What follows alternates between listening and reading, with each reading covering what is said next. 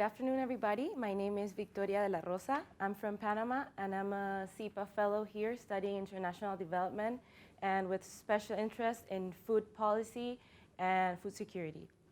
So today I'm going to try to present to you or make you think about the struggles of small coffee producers in Chiapas, Mexico, with a systems thinking approach. So I really like this statement because I really like coffee. Who likes coffee in this room? So this is a very deep statement, and it was presented by Roseberry in 1996. Coffee is the beverage of postmodernism. So when you read that, I really want you to think, what are the mental models that start to come up in your minds? And we see different people from different places around the world with different kind of coffee cups, all enjoying the same thing. So have you ever thought how this coffee is available for you? Like, what are the things behind this cup of coffee, behind this pleasure, for me at least? So I started thinking about that, and because I'm interested in food security and specifically also in Latin America, Mexico is one of the greatest coffee producers in Latin America, specifically in Chiapas, the state of Chiapas, southern part of the country, and specifically in the Soconusco area, its coastal area. And it's interesting because they mainly produce organic coffee, and they also have specialty coffee, but only 5% of its production is from large-scale farmers. 95% of it is small farmers. There are several problems that are behind all this coffee production in Mexico. So it started with NAFTA and globalization, all this free trade happening. And we have to think about how is this affecting these small farmers. Also, the world prices of coffee were declining in a very rapid way, and still you see from May 2014 to March 15 how it has changed.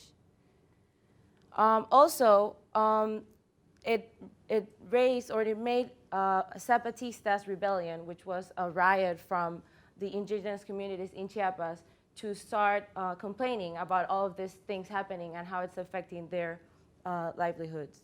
Also, the environment comes in place because there are some, all these kinds of things happening right now with climate change, and also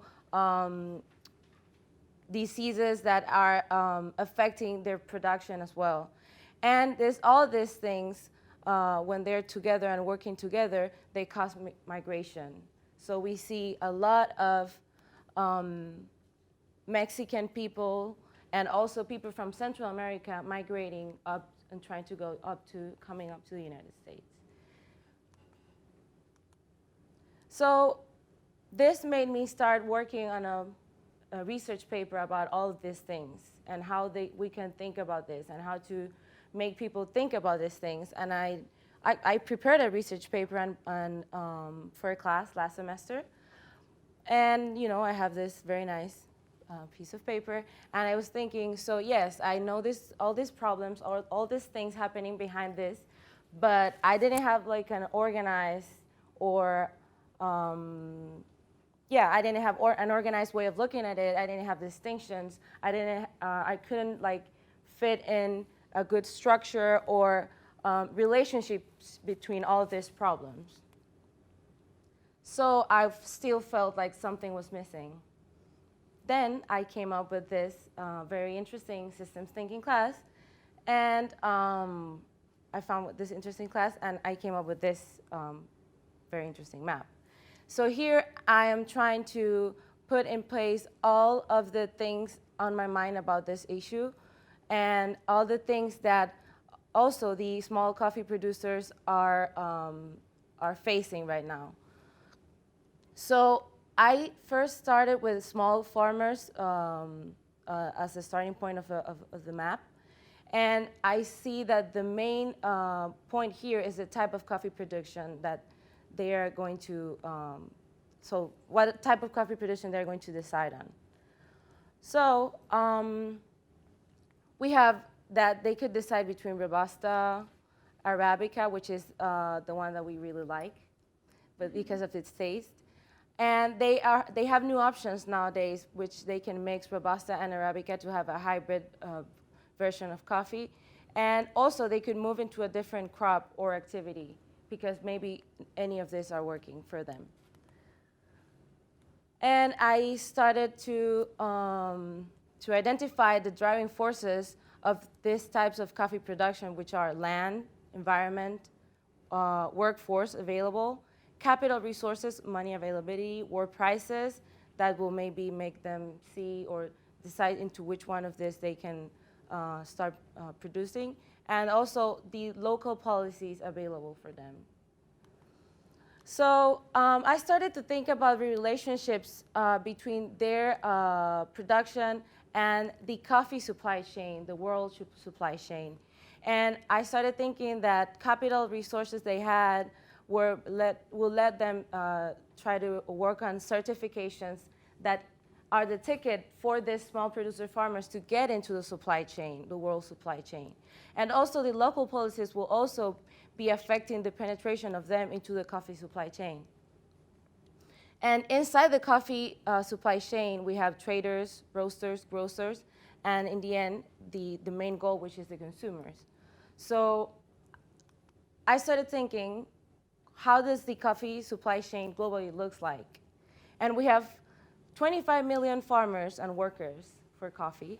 We have 4 main international traders, 3 main roasters, 30 main grocers, and we have 500 million consumers.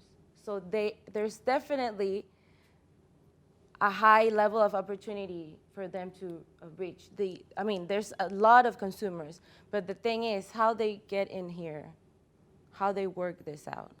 So I made an RDS map, or I came up with an RDS map, which states how the 25 million coffee farmers are related to the 500 million coffee consumers.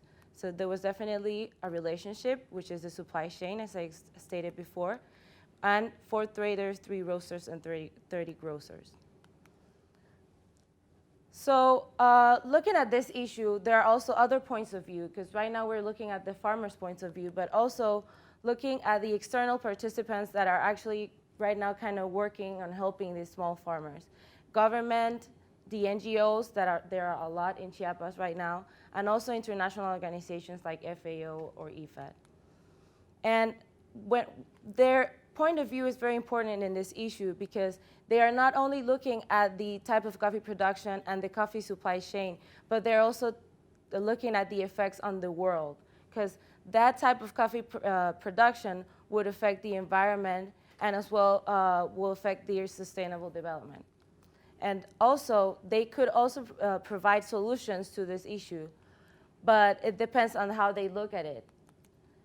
And solutions could be found in knowledge in management, technology, finance, commerce and trade policies, and in finance, cooperatives that are also right now in place, but we have to work on this. Like something's not working with the solutions that are already in place.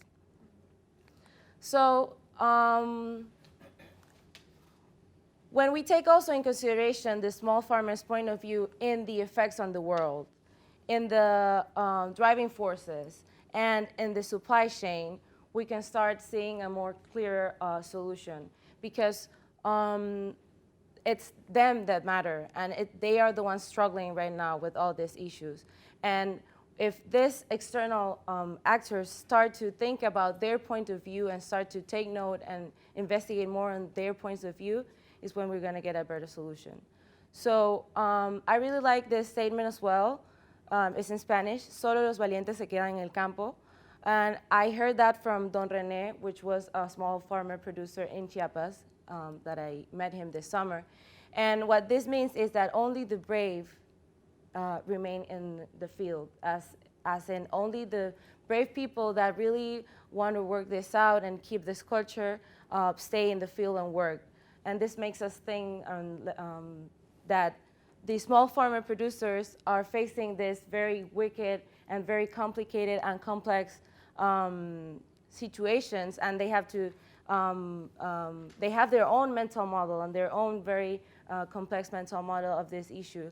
And maybe systems thinking has helped me understand better, but we need to see how systems thinking could help the governments and all these external participants, as well as small farmers, get into a solution for this problem.